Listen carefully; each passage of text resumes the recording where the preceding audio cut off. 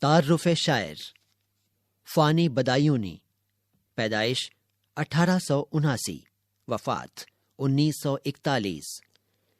شوکت علی خان نام، پہلے شوکت اور بعد میں فانی تخلص اختیار کیا۔ اتر پردیش کے ضلع بدایوں میں پیدا ہوئے۔ ان کے والد پولیس کے محکمے میں انسپکٹر تھے۔ فانی نے 1897 میں انٹرنس کا امتحان پاس کیا۔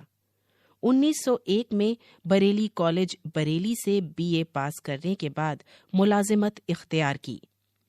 کچھ عرصے تک مدرس رہے، بعد میں ملازمت ترک کر دی اور 1908 میں MAO کالج علی گڑھ، موجودہ مسلم یونیورسٹی سے LLB کی ڈگری حاصل کی۔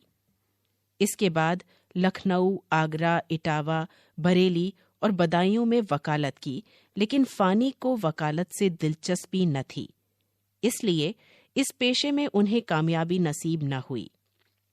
1932 میں مہاراجہ کشن پرساد کی دعوت پر حیدرآباد پہنچے۔ مہاراجہ کے دربار سے وابستہ رہنے کے ساتھ ساتھ وہ حیدرآباد کے ایک سرکاری اسکول میں ہیڈ ماسٹر ہو گئے۔ فانی کے آخری ایام تنگ دستی اور پریشانی میں گزرے۔ ان کا انتقال حیدرآباد میں ہوا۔ فانی کا یہ مقطع ان کی زندگی پر صادق آتا ہے۔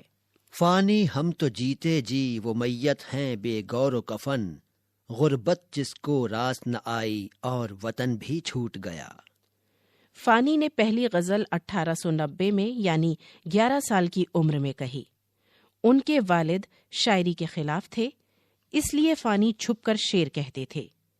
زیادہ تر کلام تلف ہو گیا، جو کچھ بچا وہ باقیات فانی 1926 کے نام سے شائع ہوا۔ بعد میں دیگر اور مجموعے عرفانیات فانی 1939 اور وجدانیات فانی 1940 کے نام سے منظر عام پر آئے۔ فانی کا شمار اردو کے ممتاز غزل گو شاعر میں ہوتا ہے۔ شاعری میں درد و غم کے مضامین کی کثرت کے باعث فانی کو یاسیات کا امام کہا گیا ہے۔